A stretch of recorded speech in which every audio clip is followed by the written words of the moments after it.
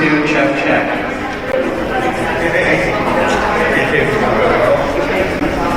If I hear just it goes back for your bus,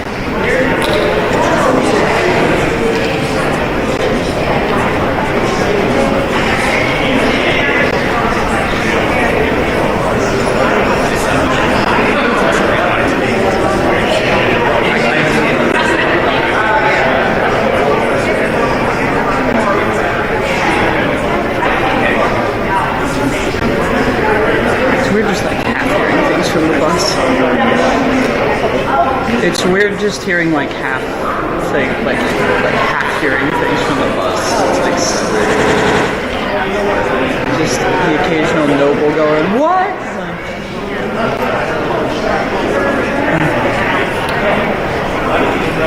This BOE meeting for us might be canceled. Who knows? It's just gonna not happen apparently.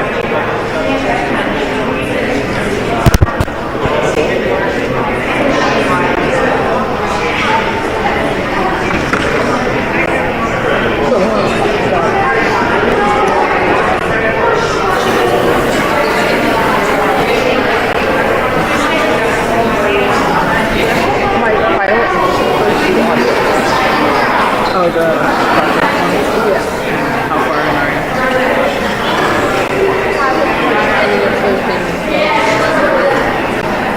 Yeah, that works, man.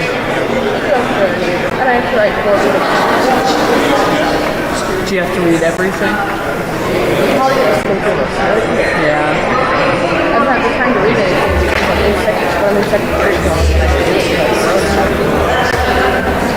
Yeah. There's always something.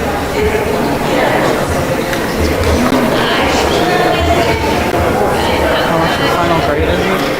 Like a lot. Yeah, I don't know.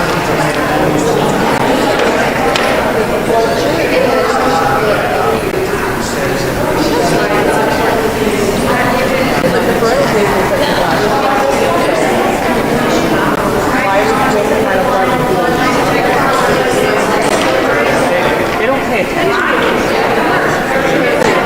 That's like the nice thing about like smaller classes. It's that like they can be like, oh, you've got this, let me do this for you.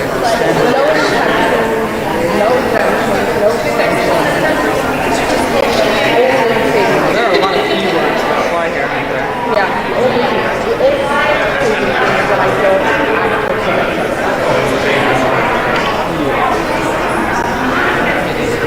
Wait, you don't? No. Oh wait, no, I only heard that. Well, no, he had a class, but I don't have to.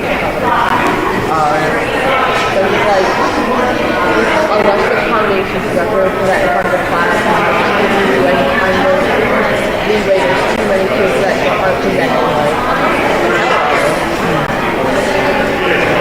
Yeah, we didn't have to present ours, but that's, I think, because we had to write the essay for the thing that we were actually showing up to do the PSA about our topic.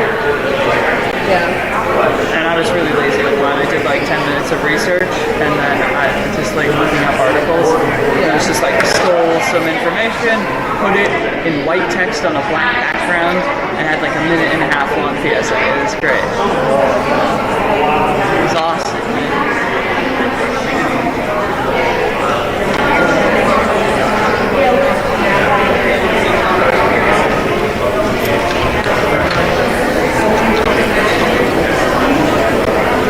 You getting that?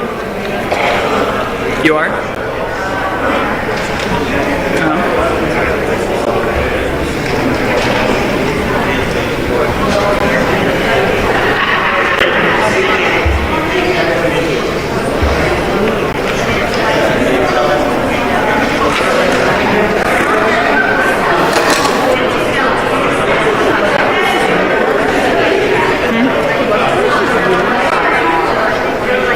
I think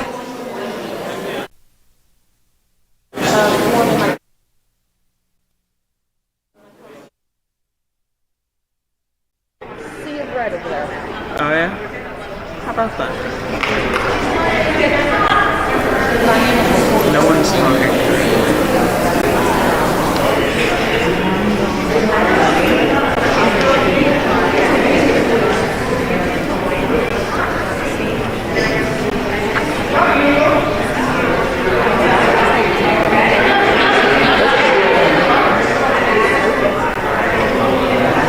Check, 1, 2. Check. Check. 1, 2, check.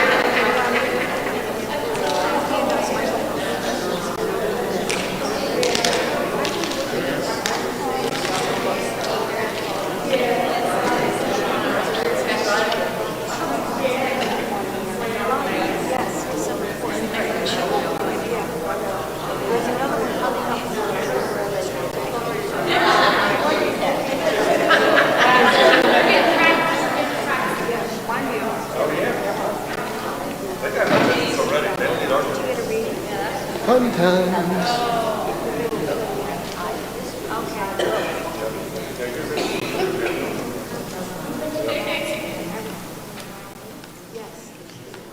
Joe, how are you?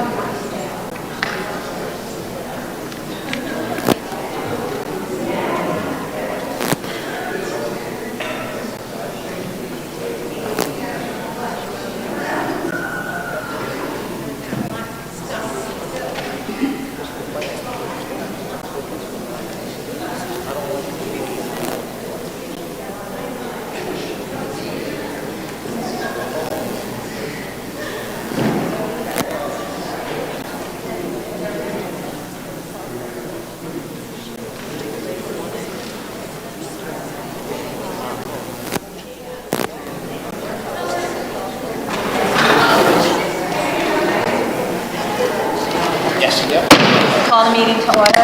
Salute the flag.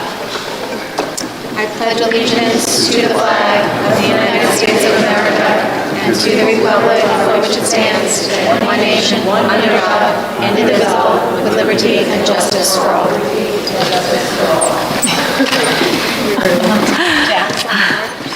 This meeting is in compliance with the Open Public Meeting Law and has been duly advertised in the newspaper as an official meeting.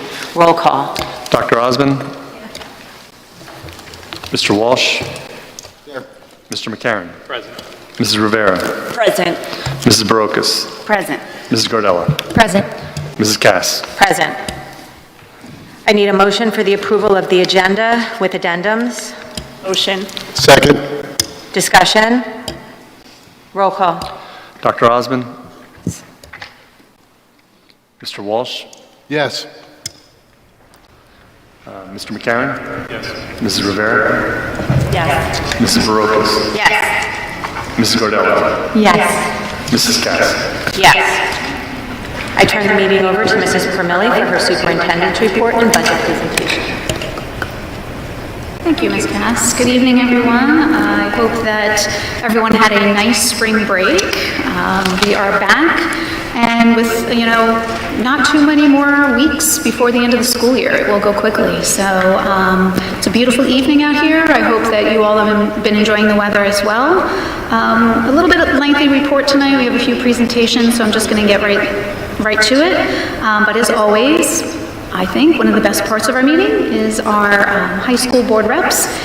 This evening, we will start with Colin with an update from Memorial.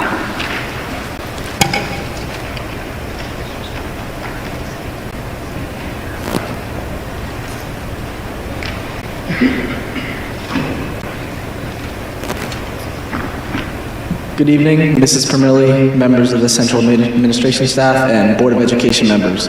It's always a pleasure to be here and share the latest from Jackson Memorial High School. After a refreshing and much-needed spring break, our students returned recharged and ready to finish the year strong. This time provided a great opportunity to step back, relax, and reset from day-to-day challenges of school. First up, we are gearing for our best event this year, the JMA Swarmal. The theme is Masquerade, and it's shaping up to be a night of celebration. With a huge turnout expected, we know it's going to be an unforgettable evening for everyone attending. We're also approaching the end of the marking period, and I want to take a moment to congratulate all of our students on their hard work and perseverance. Your efforts are truly paying off, and we are proud of what you've accomplished so far. AP tests kicking off next week, and we wish our students the best of luck as they tackle their exams. We know they've been prepping and are ready to show what they know. It's hard to believe, but the end of the school year is coming up quickly, time is flying, and there's so much to look forward to as we head into the final stretch. Spring sports are in full swing and going strong. Our athletes are showing incredible dedication, teamwork, and school pride across the board. Whether it's on the track, field, court, or diamond, their energy and commitment are shining through. And finally, save the date, Thursday, April 10th from 6 to 8 p.m. is the College and Career Expo at Toms River High School. With over 120 colleges, universities, technical schools, and military branches attending, it's a fantastic opportunity for students and families to explore post-secondary options. See your school counselor if you have any questions. Thank you again, Mrs. Permilli and Board of Education, for your continued support of our students and school community. JMHS is thriving, and as the school year races to a close, we're excited for all that's still to come. I look forward to sharing more updates next month. Have a wonderful evening.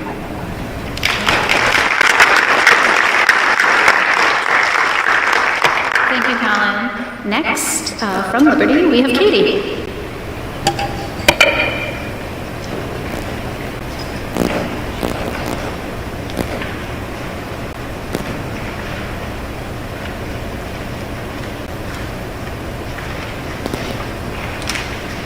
Good evening, Superintendent Permilli, members of the Board of Education, and distinguished guests. It's a privilege to be here once again to share some of the exciting news happening at Liberty. Our spring sports season is off to a strong start. The boys volleyball team has racked up 9 impressive wins. Just yesterday, our golf team beat Manchester by 5 strokes in a close win. The JLHS girls track team had the honor of competing in the prestigious Penn Relays in the 4x100 meter relay. A special congratulations goes out to Kylie Schreiber, who won the B-South Championship in the triple jump. The boys tennis team celebrated their senior night with the win over Lakewood, and our baseball team pulled off a thrilling 11-10 victory against Toms River North. Meanwhile, the softball team is sitting at 8 wins and is undefeated in their division. Beyond athletics, our advisors have been working hard to make this year memorable. A great example is Mrs. Fargo's Rock, Paper, Scissors tournament in the lecture hall. It's a creative event that was a huge hit with the students. Mrs. Kavanaugh has also been very busy with the junior class, working hard to finalize preparations for the greatly anticipated junior formal that will be held on May 15th at Jumping Brook. The Leadership Academy has also been working on their capstone projects and are very excited to unveil them. Many of them are geared towards making a day more enjoyable and inclusive for all students. Our PTSN has outdone itself again. They held an incredibly successful bingo night/gift auction this past month. Not only were they able to raise substantial funds, but they also provided a fun night for all in attendance. They didn't stop there. They also held a clothing drive for our community. They're planning on using some of their profits to do something special for the staff at Liberty for Teacher Appreciation Week. Our performing arts programs continue to thrive. On May 2nd, the Liberty Choir will host its annual dessert theater in the JLHS Bistro at 6 p.m. It'll feature performers from the Jackson Arts Academy, and they'll showcase pieces they've worked on all year. We're also looking forward to the 18th annual Ferronis, A Salute to the Grammys. It's complete with a red carpet beginning at 6 p.m., and the show kicks off at 6:30 on May 8th. You can get your tickets at ferronis.com. Tomorrow, May 1st, marks National College Decision Day. I'd like to congratulate all Jackson seniors who have finalized their post-graduation plans, whether that means college, trade school, or another exciting path forward. It's great to see so many accomplished people moving on to great things. While the entire Liberty community has contributed to the success of this year, some individuals deserve a special recognition. Congrats to Ava Bacchiero and Julia Canuck, who have been named our Seniors of the Month, and to Miss Fargo, our Special Education English teacher, who has been named Lion of the Month. Another noteworthy achievement is earning acceptance into one of the many honor societies offered at Liberty. Tomorrow night, our school is holding an induction ceremony for all new members. It'll be a wonderful evening celebrating the varied disciplines where students excel. Come join us for a night of well-deserved recognition. As we close out the second marking period of the second semester, Liberty is hitting its stride. AP classes are ready for their exams starting next week, and planning committees are looking forward to the new opportunities next year will bring. Although the days on the calendar are limited, there are still many more events to come. Liberty is determined to make the best of this year. I look forward to returning here again next month to fill you in on what we've accomplished. It's an honor to represent Liberty. Thank you for your time and have a wonderful evening.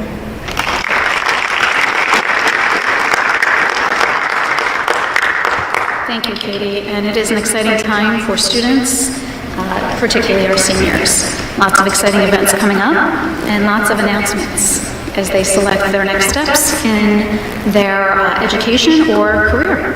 So it's definitely an exciting time, and I look forward to hearing of some of the wonderful things that are happening. So thank you both for the updates. I also wanted to mention this evening that the New Jersey School Performance Reports have been released for the 23-24 school year across the state of New Jersey. You can find a link on our website to those reports. There's a quick link right at the bottom if you scroll all the way down. It's a very comprehensive report for the district and for each individual school. It lists such things as our graduation rate, our academic achievements, our growth, academically, college and career ready courses that we have, graduation rates, and our demographics. So I encourage people to go in, take a look at that. We continue to use that information and that data to inform some of our discussions, professional development, and our planning for improvements in many areas, some of which are academics, attendance, and some of the offerings that we have. So I wanted to make mention that that's available for our community to take a look at. So this evening, we have two presentations. I will be doing the first. Mr. Baginski will be doing the second. I would like to provide the community and the board with an update on restructuring and where we're at. We've made lots of movement forward, and as we have said from the onset, we will keep our community informed. So there are some slides, so if the board would like to turn around to see those. So obviously, our goal is to move together, to move forward together as one Jackson, and we are definitely on the path to do that. So some of the things this evening I wanted to point out moving forward, an update on how additional opportunities that we have available for our students next year due to the restructuring plan. Also tonight's agenda has appointments for fall and winter coaches for next school year, and we'll also discuss this evening a recommendation to alter the busing tier for Elms. so as not to impact a traffic and create a traffic issue on between Getz and Elms. And also tonight on the agenda, and also to share publicly, is the results of our survey and the recommendation to the board on the high school rebranding name and mascot, and also the recommendation for the middle school and upper elementary school name. So starting with some of the opportunities, and these are just a sampling of some of them as we continually work through this process through the rest of the school year, the summer and the fall, there may be other wonderful additional opportunities that we can offer to students. But to say just on the onset some of these wonderful things at our high school level, AP classes that we've never been able to run because enrollment was too low will now be run because we have higher enrollment coming together as one. AP courses with multiple sections now instead of one small section, so there's more opportunity for growth for our students. We're able to offer, a new elective, history and cultural impacts on comic books. That's really appealing for our students. A new Spanish native speaking course will be offered, and something near and dear to my heart, Tomorrow's Teachers is a new course that will also be able to be offered. Some of these things we've been wanting to do for a while, and by restructuring and coming together as one, we'll be able to offer those things. And very exciting, 21 courses that high school students will have access to that could not run in both locations because of enrollment. Now coming together allows us to run those. And the last bullet there I think speaks volumes again about the benefit of coming together and not having to have students travel from one high school to another for a course or a program. We are increasing to 130 students for ROTC from 103 students. So yeah, it's very exciting. And again, I think these are the positive things that can come out of coming together as one. Co-curricular-wise, we'll be adding some additional assistant coaches to help because we are anticipating higher enrollments of students in athletics. Freshman sports will be able to run in certain sports because of a high interest. And we are providing some dual advisors for some key areas through this transition, like Student Council, National Honor Society, our class advisors, and our yearbook staff. That should help us with the transition. And we are looking and watching very carefully and hope to do this, and this was something that came from our student body at one of the Student Council meetings that I was at. They would love to see flag football offered here, so fingers crossed, we hope that we can bring that to our students as well. Yeah. So at the middle school level, some electives are exciting here for our students. We will be able to offer woodshop as a new elective. They've never been able to have that as an option before. We've had to scale back foods at the middle school. It was only available for half a year. So this upcoming year, it will be available all year. So more students will benefit from being able to select that foods course. Digital media has never been offered at the middle school. What a wonderful opportunity for our students. We have incredible asset here of our staff who are able to work with these students, and we have the equipment that already exists. So a wonderful opportunity to build and excite our students about the digital media pathway. Additional music electives will be offered, additional art electives like graphic arts and fine arts, and excitingly, you'll see on the agenda tonight, also a grant for esports, so we're able to add esports and integrate that into our technology courses. Very exciting and very interesting. The students are very interested in that. Again, to the co-curricular side, you see the esports club, additional assistant coaches, use of fields in the field house here at Memorial is a huge benefit to our middle school athletic program. And again, one of the things that we're hopeful, and this again was driven from our students and some staff requests because they see the interest, is a volleyball program at the middle school, which would be fantastic and feed into the high school. So fingers crossed, we're hopeful that we can do that as well. And then we are definitely doing an advisory period that will be built into the schedule to help our middle school students. Some opportunities at our 5-6 school. And we had said this from the onset, we were hopeful to do two major things at that level. One was intramural sports program and also offer instruments earlier and an opportunity to expand the instrumental program, and we are doing both of those. We'll also expand our chorus concerts. We'll also integrate esports here and have an opportunity during the day. WIN is for What I Need, a period during the day that will be very much differentiated for students from extra support to enrichment in the arts and other areas. In our middle schools currently, our students only receive one semester of social studies and science. In the 5-6 school, we will be able to offer full year for both of those content areas. More equitable class sizes by consolidating everybody together. And one of the huge benefits of having all of our staff and students in the same buildings is the better alignment of our curriculum, better professional learning opportunities for our staff, and for professional growth. Because they'll be able to talk and be able to really articulate together what the needs are of the students. And then finally, at our elementary level, and we've talked about this before through the restructuring, we needed to be able to remove the 5th grade to allow for more space in our elementary schools, and this will allow for our special areas who have been basically on a cart and pushing into classrooms for several years now, be able to have their own space.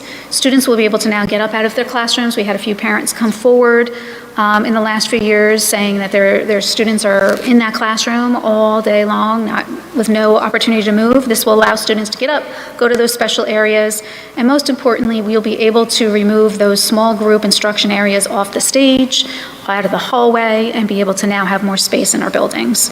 And we are opening our first bilingual program at Crawford Rodriguez, which is a good step forward for this district and what students need. 4th graders will now have chorus, and 4th grade will now also be able to be safety patrols, as they will be the oldest students in their elementary school.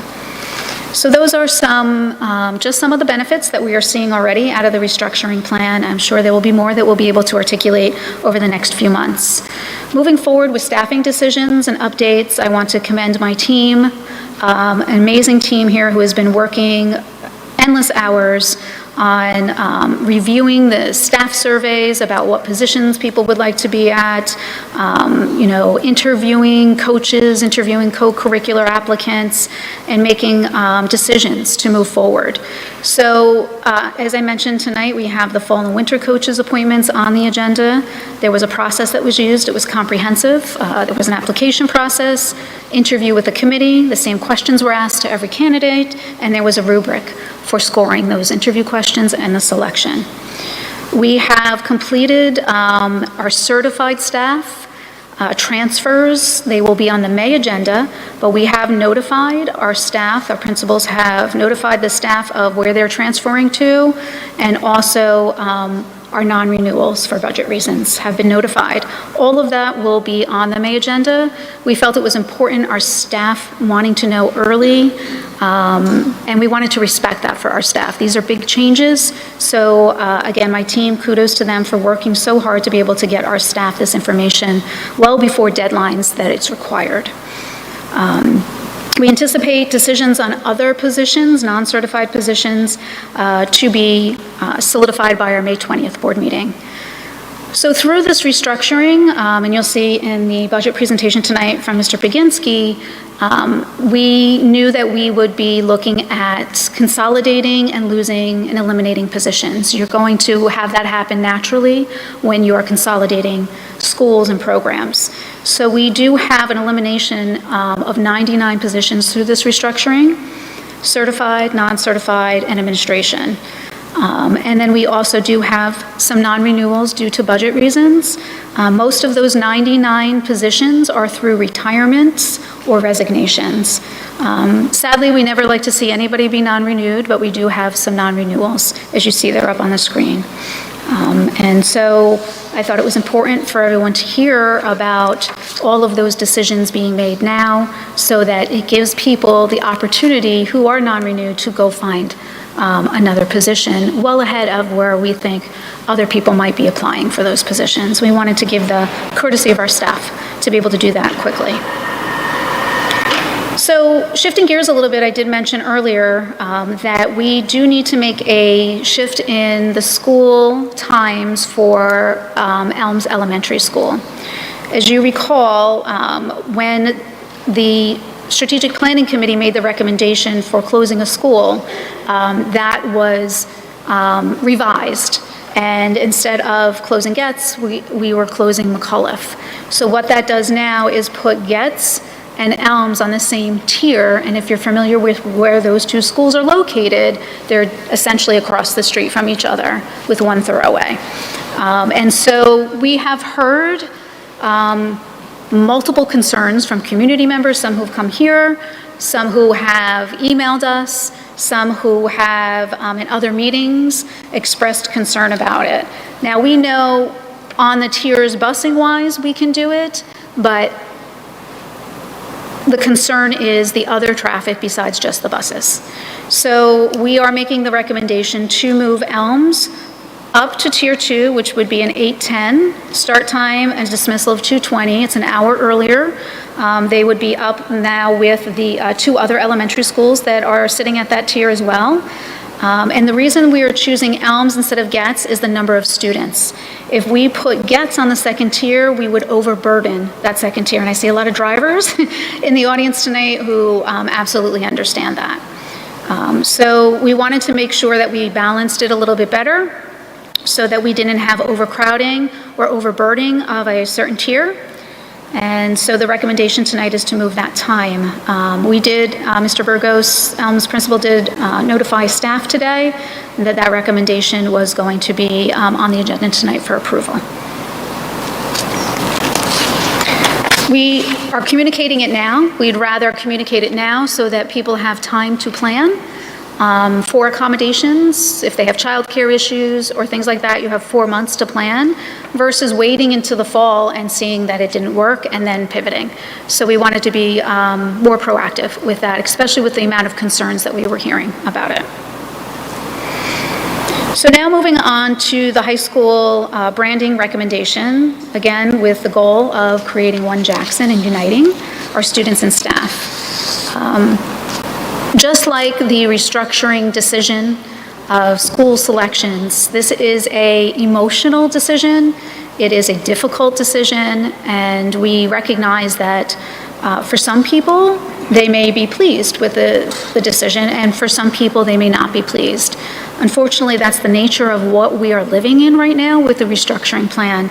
But I do want the community and the board to know and to recognize that there is great thought put into this, great discussion, and really collecting a lot of input from several areas. We try to make the best informed decision that we possibly can. So we did listen. We listened to many opinions, ideas that were shared throughout the months of redistricting, many of which people came to the public meetings and expressed what they felt the school name should be and why. We received many emails. Every meeting, public meeting, I would share that we received, many emails. We received over 100 emails with people giving input for a variety of different reasons, including what the name of the school, the high school should be. And we also worked with a student committee to hear their insights and their input.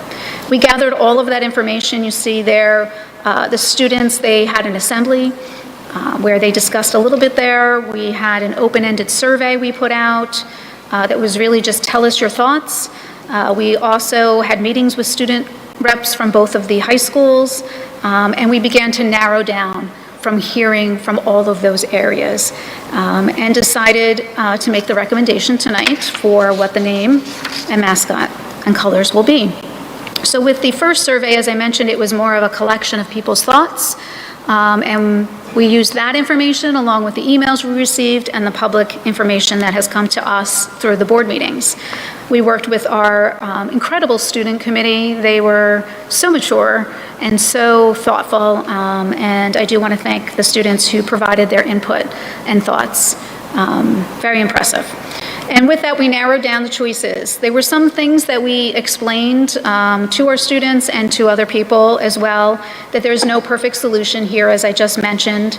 And we had some things we needed to take into consideration, such as financial reasons. We needed to think about time of being able to change things, and history. And we needed to think about community, we needed to think about colors, what has existed, and we needed to think about what we can change, what we can't change in facilities. So there were lots of factors that go into the decision. So when we narrowed it down, Most recently, there was a last survey that was sent out to our students and staff that narrowed down what selections of the school name could be. It narrowed it down to Jackson Township High School, Jackson High School, and Jackson Liberty High School. And what you'll see behind me now is the results of that final narrowed down survey.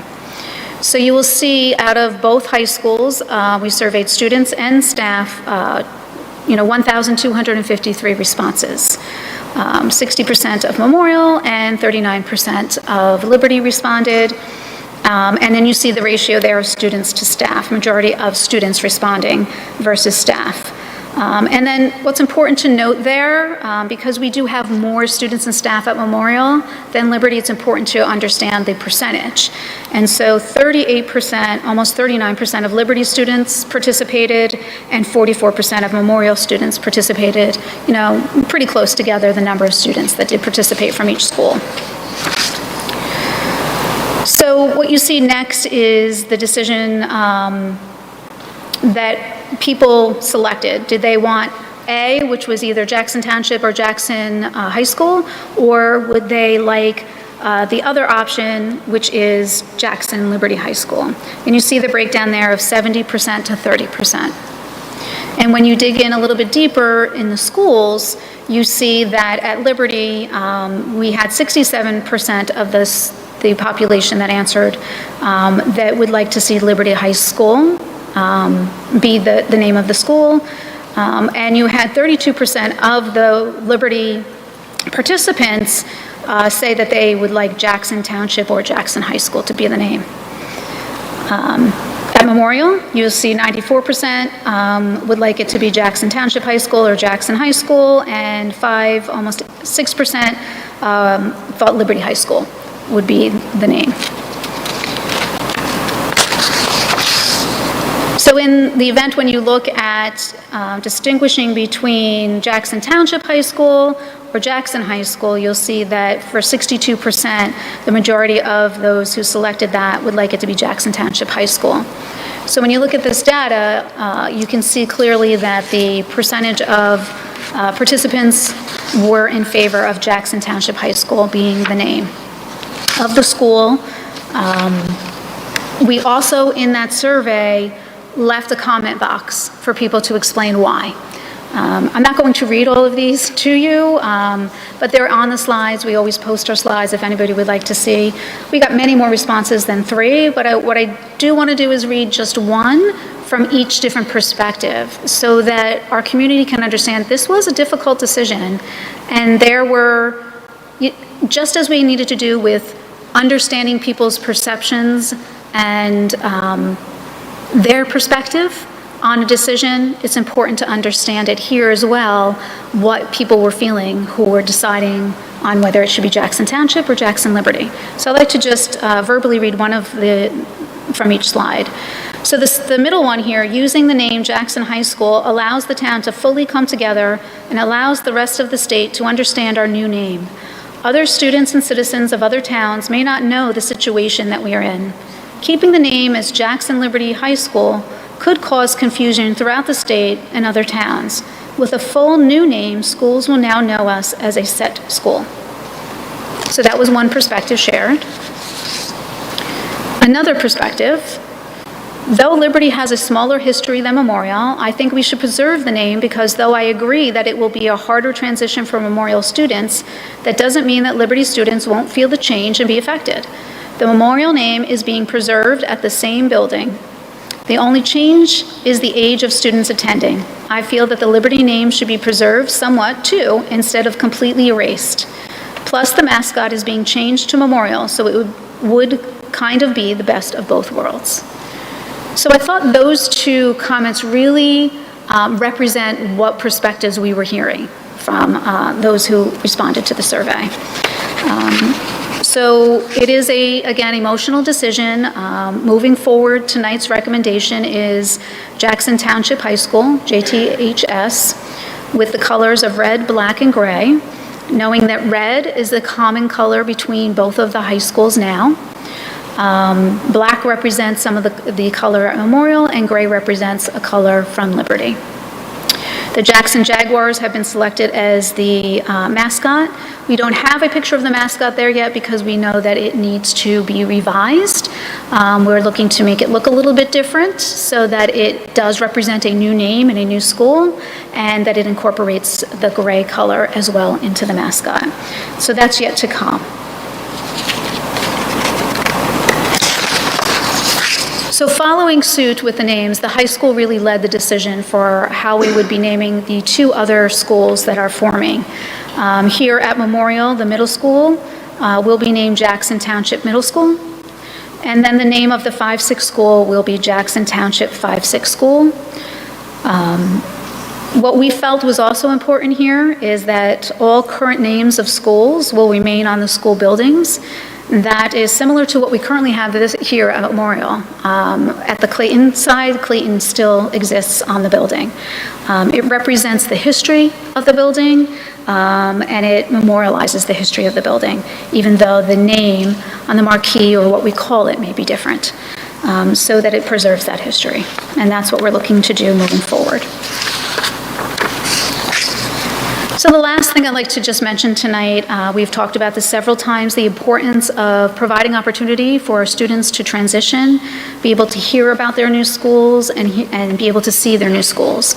So again, I want to say kudos to the team, our principals, our central office administration, working swiftly to put some things in place that will allow our high school students coming from Memorial to have an orientation and a tour on May 13th. And all this information will come out as well to the community and to those students. At our middle school, there will be an opportunity for all 7th and 8th grade, because they're all moving their buildings, to come and see Memorial, see this building, and have an orientation. And then our 5-6 students, they'll be split. Fifth students will be able to go to see their new building and have orientation, and then the 6th grade students as well.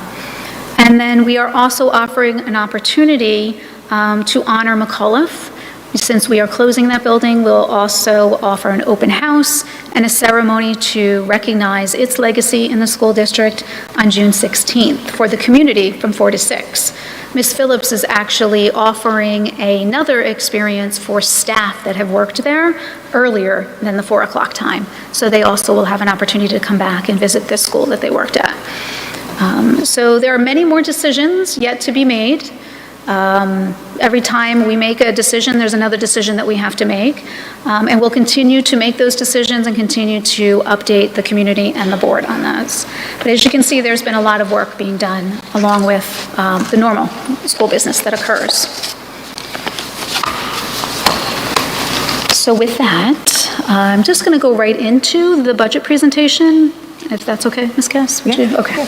So Mr. Baginski has the school district proposed budget presentation this evening, so I turn it over to Mr. Baginski. Okay.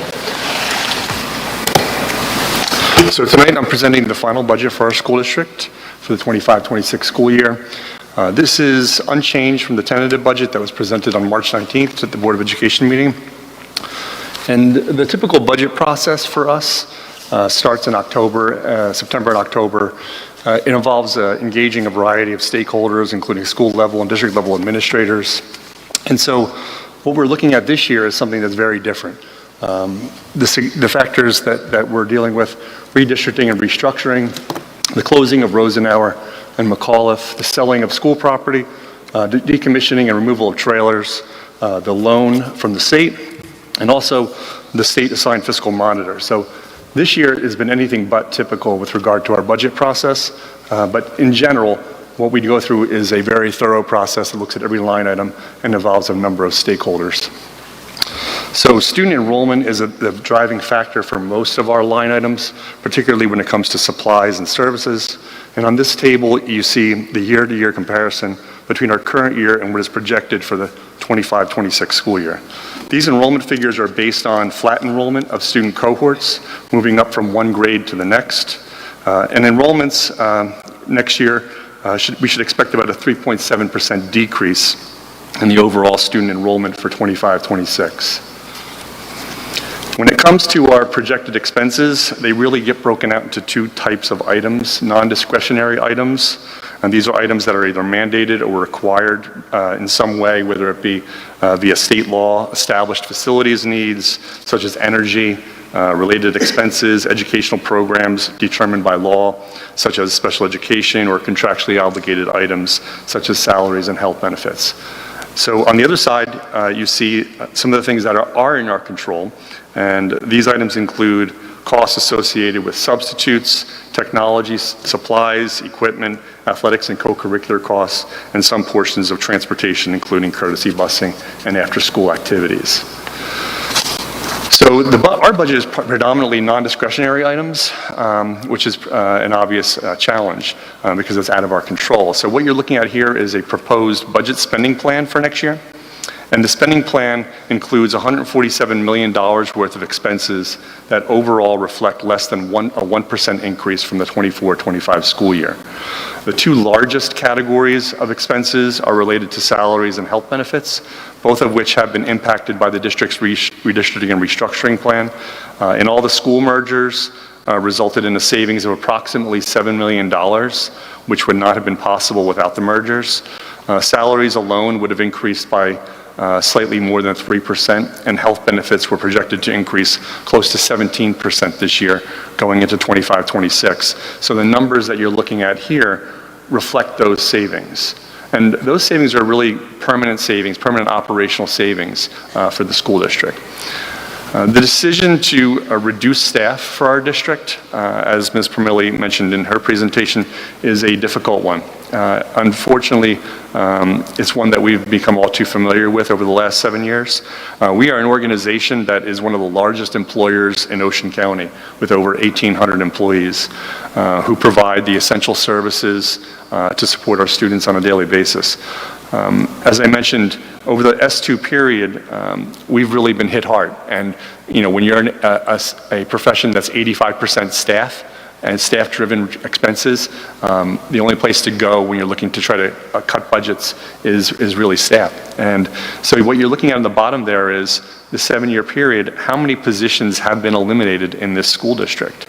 And it is significant. And so the number this year being 99 positions being recommended for reduction, you can see where we've been in the past. And those are years that we did it without redistricting or restructuring and without merging schools and closing schools. So it is not without the recognition that this is a very emotional decision for our staff and our community, and we certainly respect that. With regard to some of the other savings that are generated through the merger, you could see on this slide that the decision to close McAuliffe and merge the high schools really resulted in a savings of around $2 million comparably to the current school year with regard to some of the facilities expenses and the school budgets and supplies.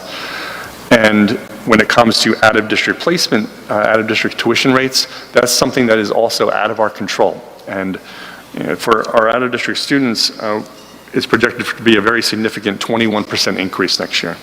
And in spite of the outstanding work of our special education department to continue to support these students' needs in the district, sometimes those students' needs have to be met by through an out-of-district placement school.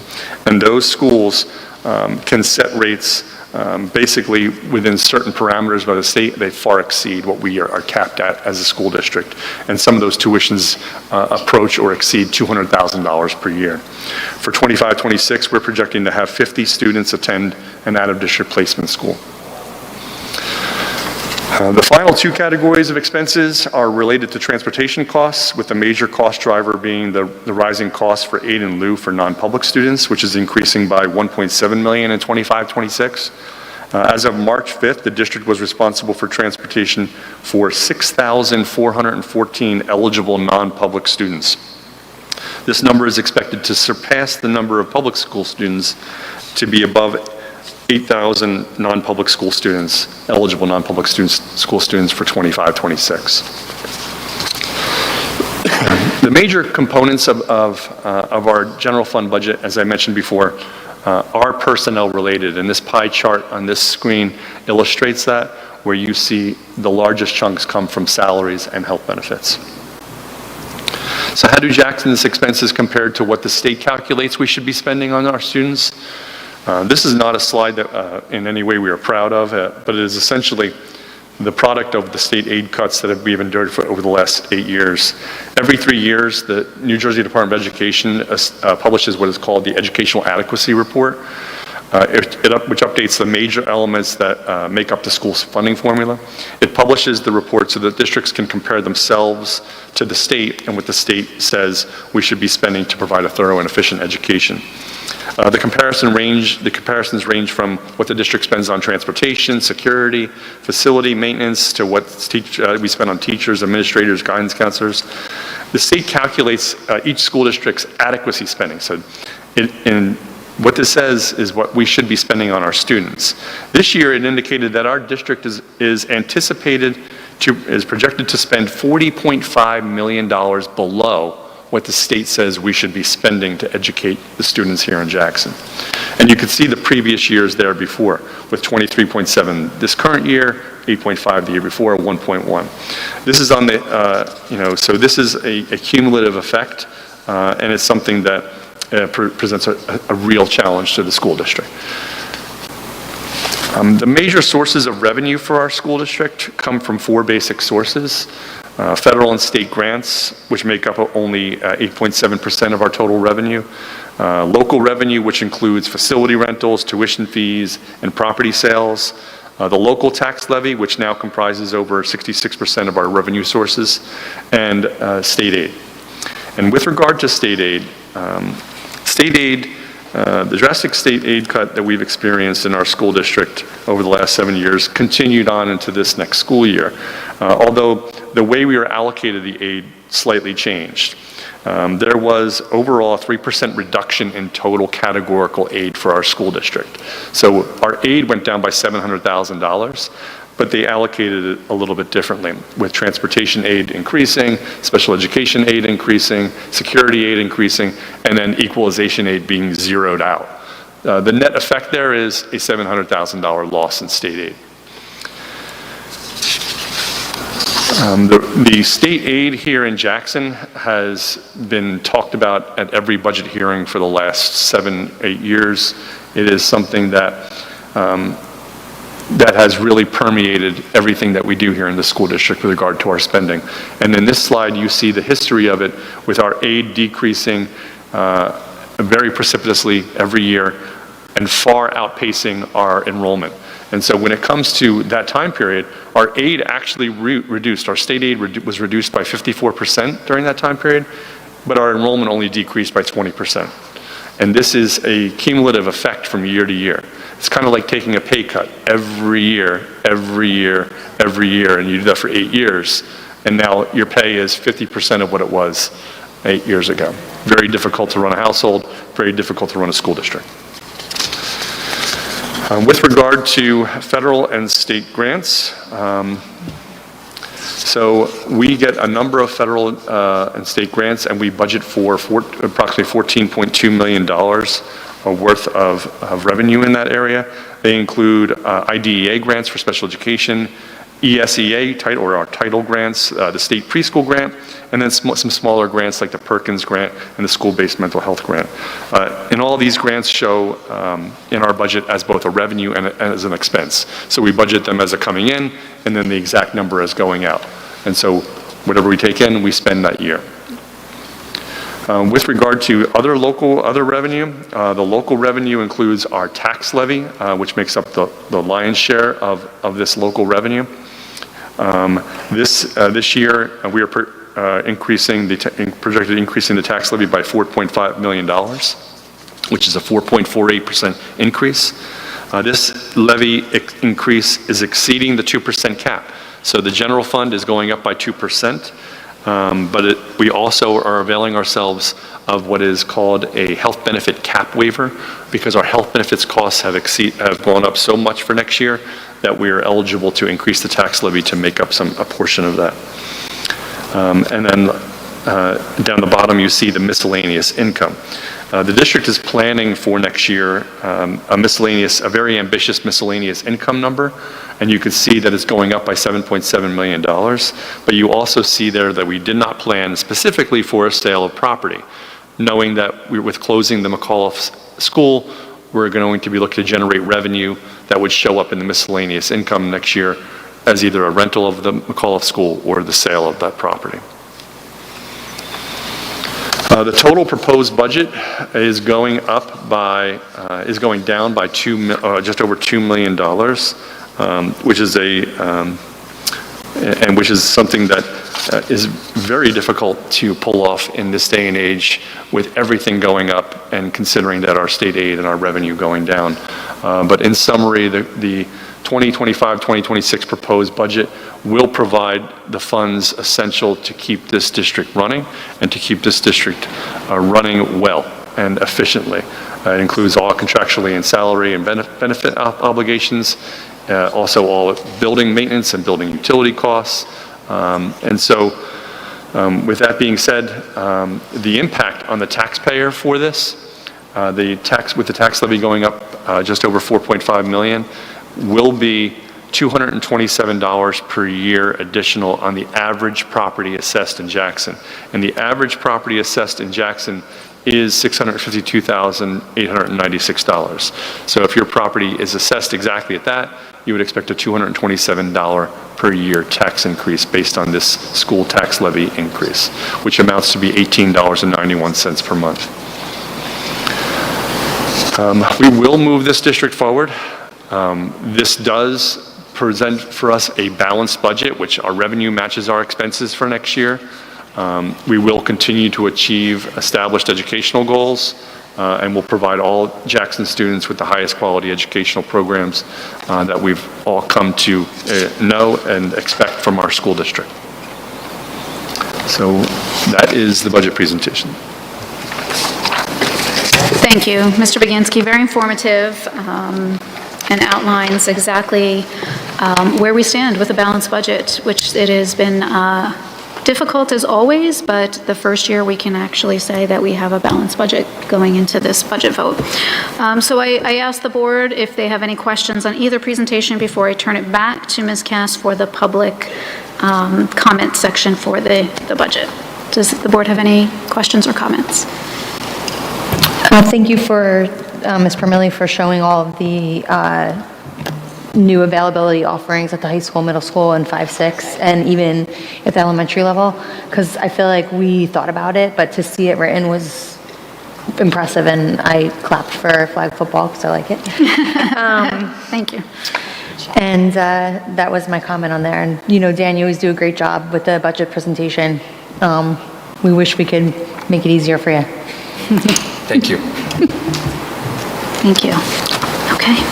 Well, then I'm going to turn it back to you, Ms. Cass, to open the public section for the budget. I need a motion to open public forum on the 25-26 budget only. We will hold another public forum during the meeting for other questions. This public forum will be for questions on the budget only. Motion? Second.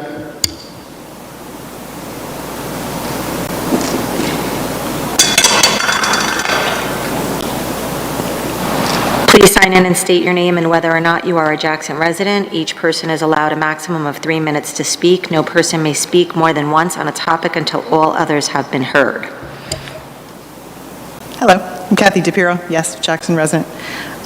First, thank you for all the work that went into the budget and also into the restructuring. I particularly appreciate that you've managed to create a budget that's creating additional opportunity and properly serving the children of the district, considering that the state of New Jersey has pretty much abandoned them. I just had questions about just a couple specific line items and just kind of what the practical effect of that cut is. So I'll just list, there's 4 of them, so I'll just list them.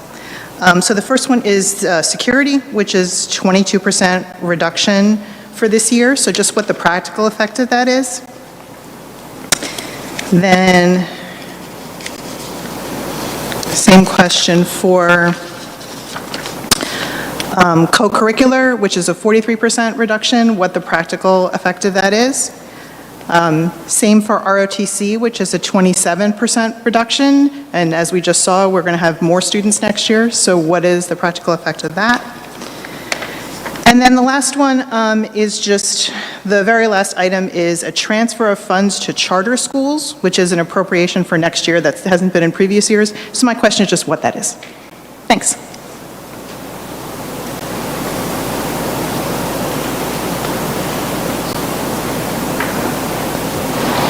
any additional budget questions?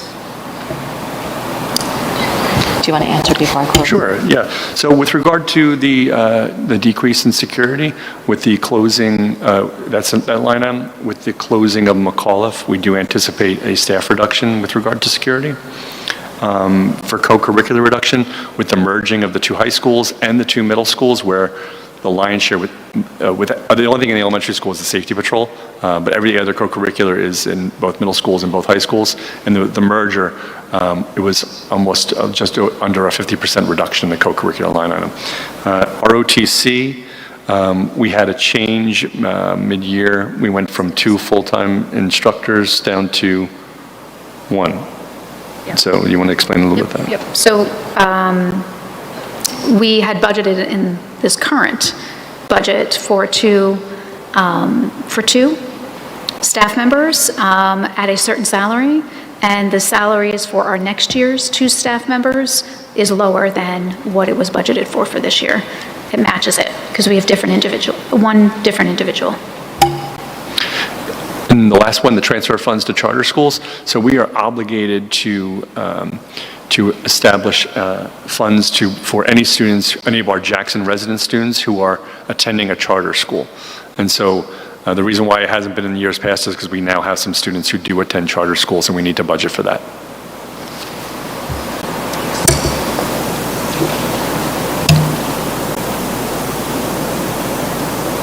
Can I ask a question on the charter schools? How does that work with districts that have a large number of students that go to charter schools? Do they, is that always a local expense? Or is that additionally budgeted at a certain percentage, like fully by the state? Yeah, it's kind of similar to the way we budget out-of-district placement students. The money follows the students. The per pupil allocation that we spend here in Jackson, if a student attends a charter school in another location, that money would go to that charter school.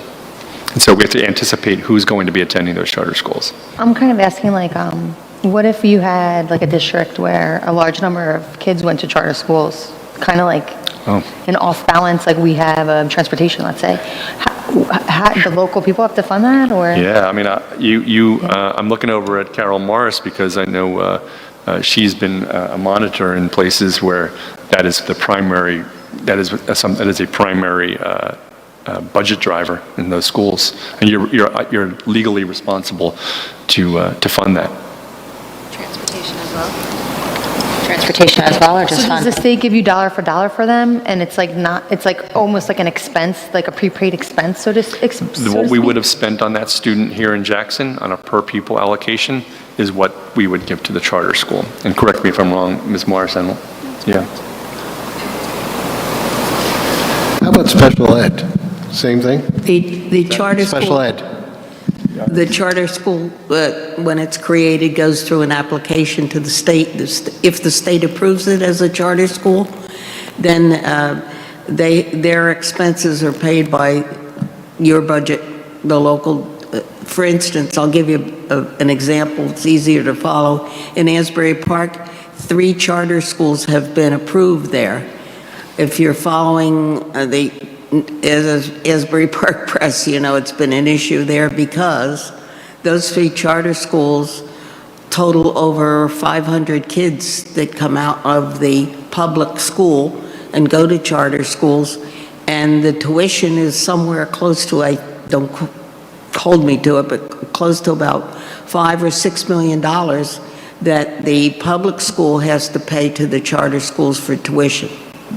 So there's nothing with the state with I don't know how many students are in Asbury, but let's just say there's 1,000, right? If it was at an equal percentage, the state, is there any No, I know where you're going, and you're correct, and there is no limit to it at all. That's in every town with multiple charter schools? Yeah, well, if they've been approved, yes. Interesting. For instance, in Newark, they have several, and many times in Newark, they are in the public school. They rent floors from the public schools, and they're still in the same school, but the budget that's attributed to Newark is deducted and paid to the whatever number of kids are in those charter schools. I know, but we won't talk about that district because it'll be too debateful, but. No, well, But it- Asbury it Park is varies. probably more You of know, someone who. Yeah, it we could have varies compassion from, and some districts have no charter schools, so, they don't have, as Dan is saying, this is the first time, I guess, Jackson has had that expense because it's the first time evidently you've had a charter school approved in the district. Yep. But it is something to keep your eye on because it can be a lot of money. Interesting.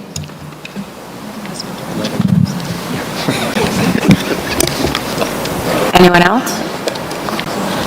Anyone else? Okay, seeing no one come forward, I need a motion to close public forum. Motion. All in favor? Aye.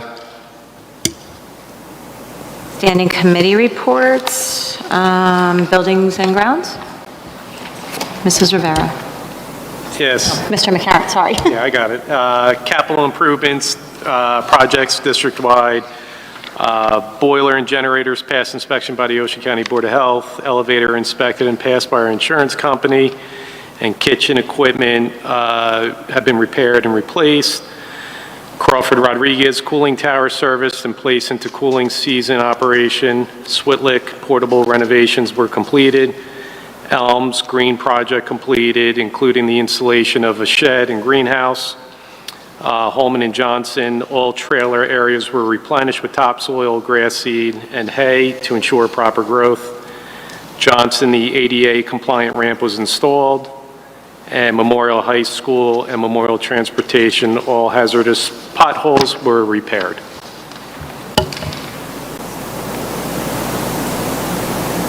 Okay, budget and finance, did you have any questions on that? Okay, budget and finance, Mrs. Gardella. We met tonight. Obviously, the presentation was tonight, so I have no updates from us.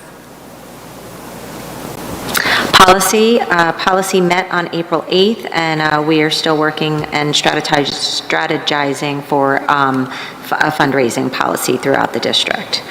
Scholarship, Mr. Walsh? Okay, so far, all the students have been chosen for the scholarships. They'll be notified in the next 2 weeks. Scholarship night is June 4th, 6 p.m. at Liberty Auditorium. As of this time, there is $153,000 worth of scholarships which will be handed out that night. That is all. State and County School Boards Representative, Mrs. Rivera. Yes, the next county meeting is tonight, the last meeting for the school year, and then the next meeting will be determined over the summer. Thank you. Advocacy Committee, Mrs. Gardella. Sure. We met with 2 legislators. We were getting a lot of good feedback, and from what they've told us, they encourage. They actually all mentioned how last budget season, a lot of the Jackson residents flooded their emails, and they knew our town. So I think that's something that we hope that the town can come behind again for this budget season. The legislators approved the governor's budget in June.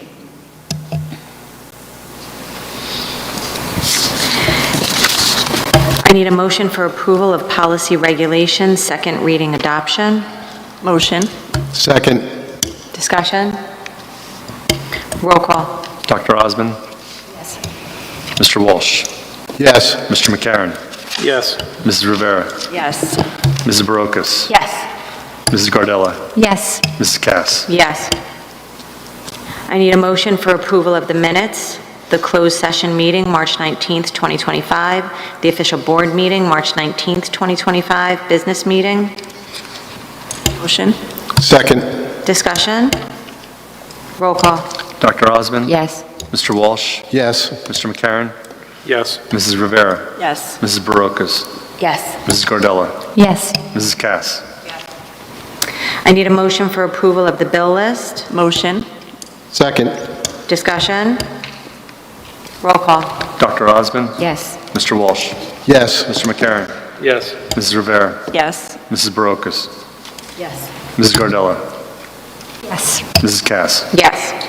I need a motion for approval of the treasurers and board secretaries reports. Motion. Second.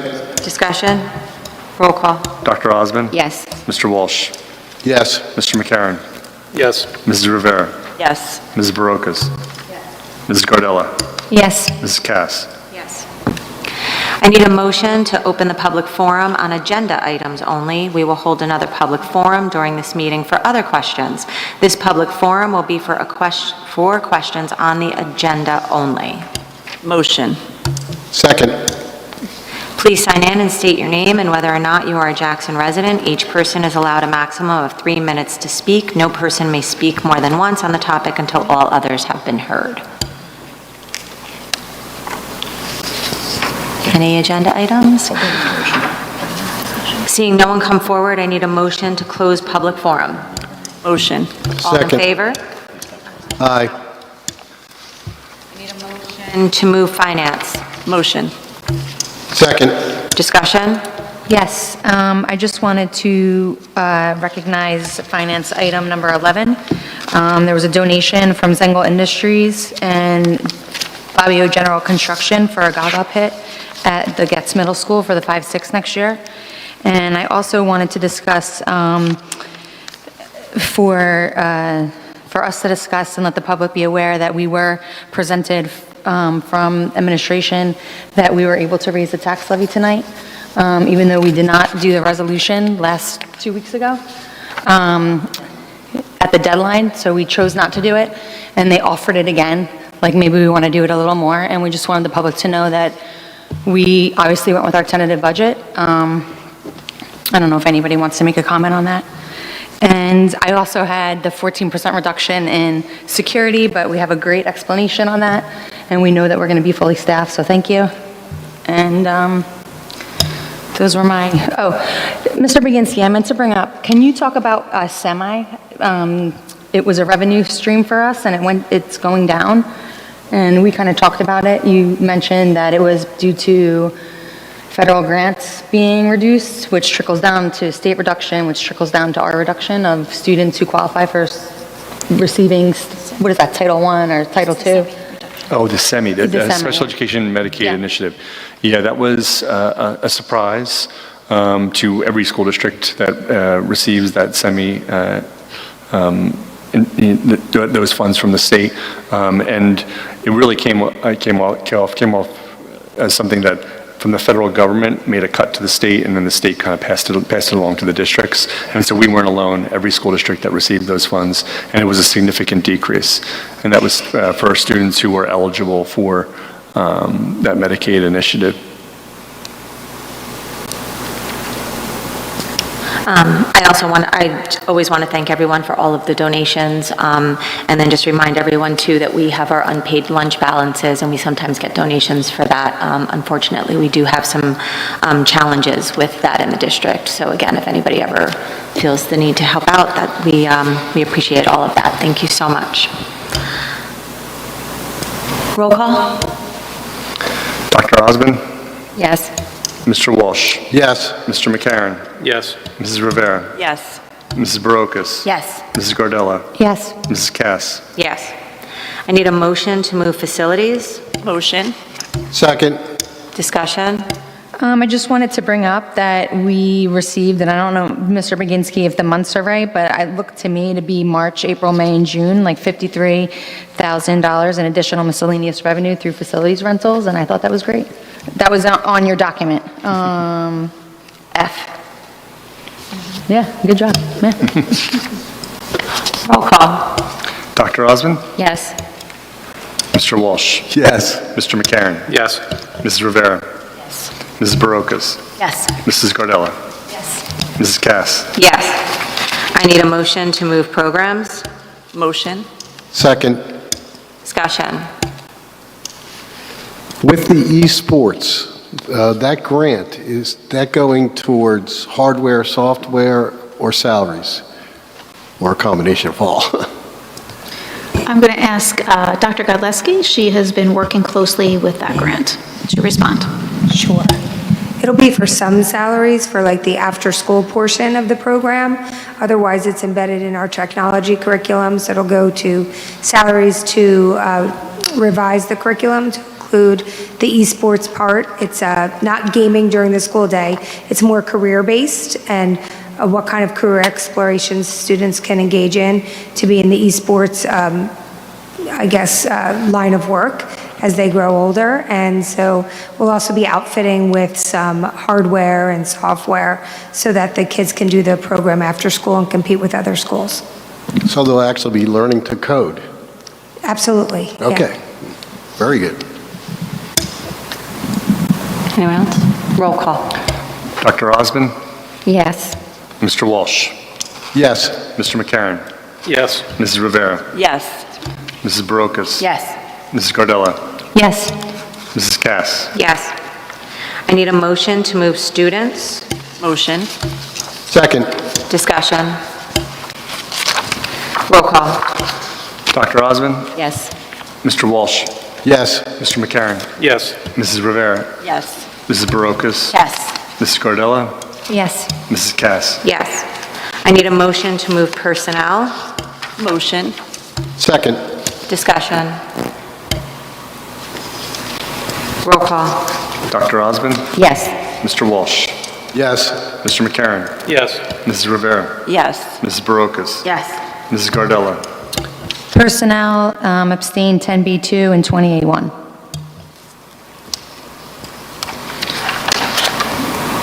Mrs. Cass? Yes. I need a motion to open public forum for any topic pertaining to the Board of Education. Motion. Second. Please sign in and state your name and whether or not you are a Jackson resident. Each person is allowed a maximum of 3 minutes to speak. No person may speak more than once on a topic until all others have been heard.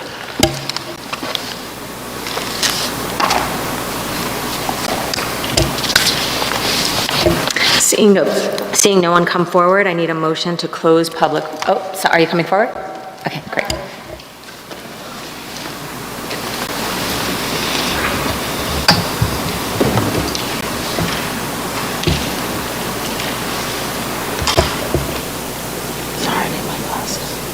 Hello.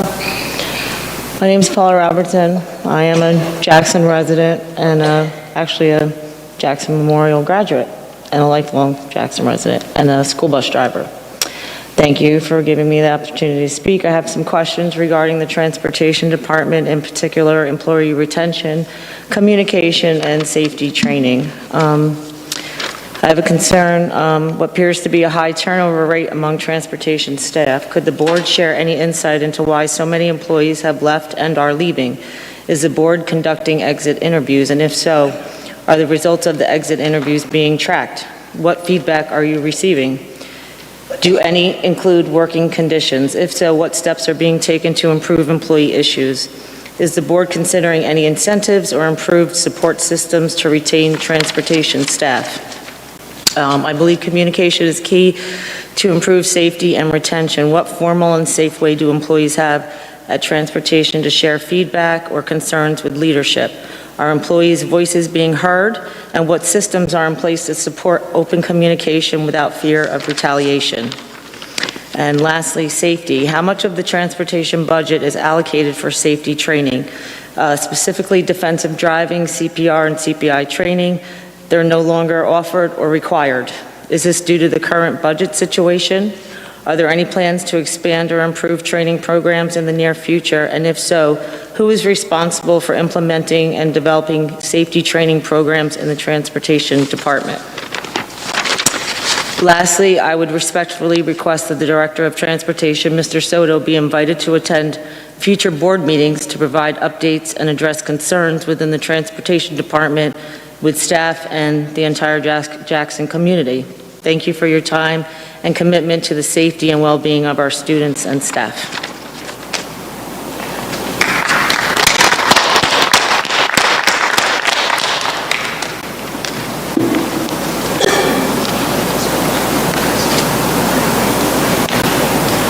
Anyone else?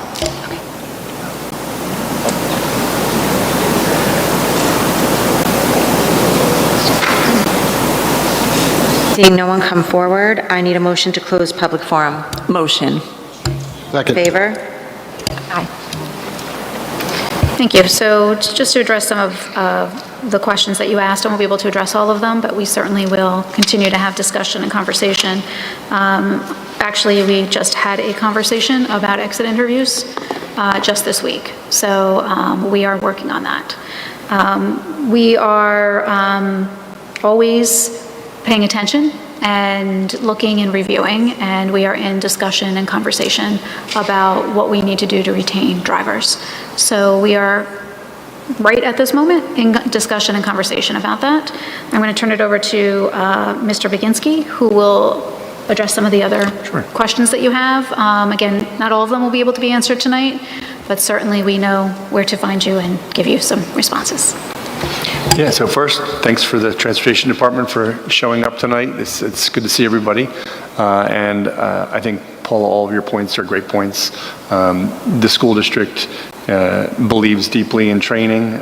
Training is the answer for most issues that we face, and I would be happy to work with the Transportation Department leadership to make sure that we can expand on the training opportunities that we already do in the contractually required training days that we have already, and to build off of it.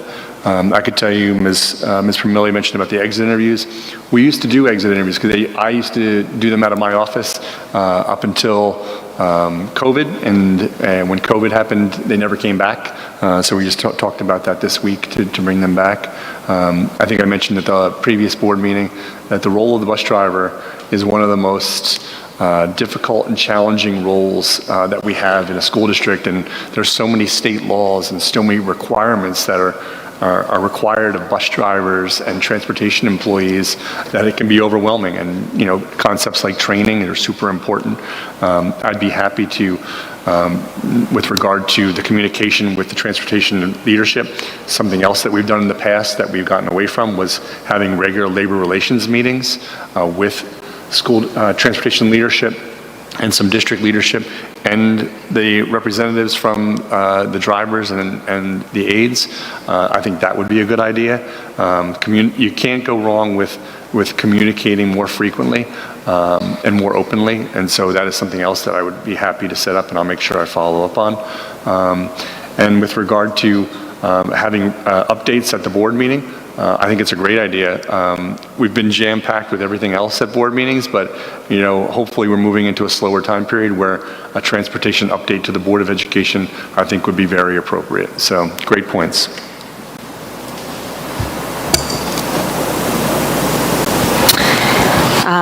We'll do board comments. We'll start down at the end. Mr. Walsh?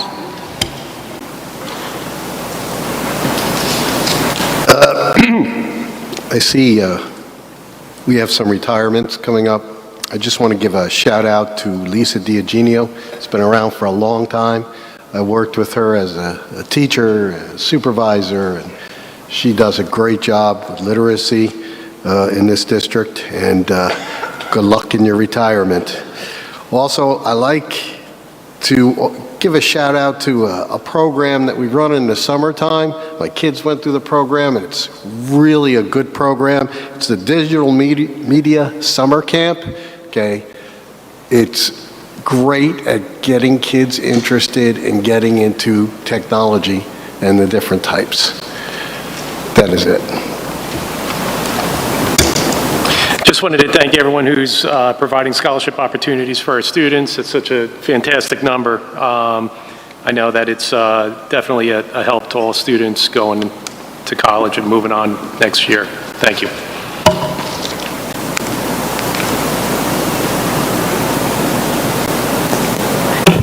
Thank you all for coming out today. I just wanted to say congratulations to Mr. Levinson. Good luck on your new position in your new school. I also wanted to just give a shout out to Danny Barry, who just broke, he's a volleyball player at Jackson Memorial High School, and he just broke a record for aces. I don't know anything about volleyball, but apparently he got 83 aces, so I'm sure that's great and good for you. Danny, congratulations. I also wanted to just wish the juniors a fun time at their formal this week, and to the seniors, just enjoy your last weeks of, I know they're all, I have a senior and very excited for the next step, but just kind of want to remind them to slow down, enjoy your last weeks, and, you only get to be a kid once, so enjoy it. Thank you all for coming out.